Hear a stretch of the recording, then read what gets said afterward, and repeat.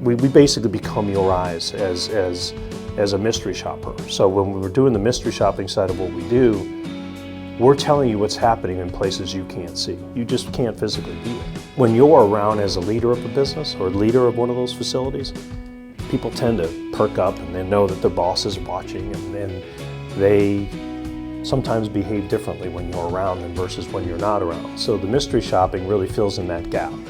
And the reason a lot of people like what we do is we become an extension of their team, right? We're not out trying to find anybody doing it wrong. We're not trying to find them doing it right. We're just telling you what happened, right? In a very data-driven way so that you can take what we're seeing and create a plan to correct anything that you decide needs to be corrected. We're not there trying to tell you, go fix this, go fix that.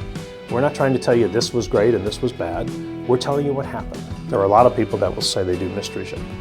But what you're going to find is you peel back the onion and you start looking at what do they mystery shop. The people that have historically tried to get inside the club space are either hotel operators or restaurant people, right? They're good at hotel stays, they're good at food and beverage. People inside of the 59 Club are, generally speaking, almost exclusively former club people. We speak the club language, right? We speak the golf business language. That's what we know.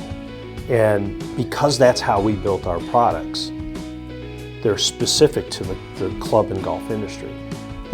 When we get inside of a club operation and we start showing how we measure the different objective questions that we measure inside of a mystery shop, we begin really resonating with the managers because we're speaking their language, right? There's a lot of acronyms and industry language inside any business, right? We speak that language. That's number one. Everything that we do in our mystery shops has been, I'd like to say, pressure tested, right? It's been around for 15 years.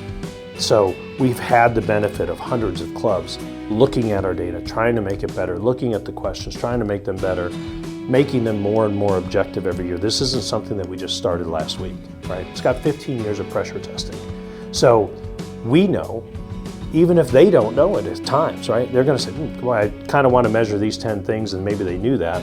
We're gonna start telling them things that we're gonna measure that they may have never thought about. And that's critical.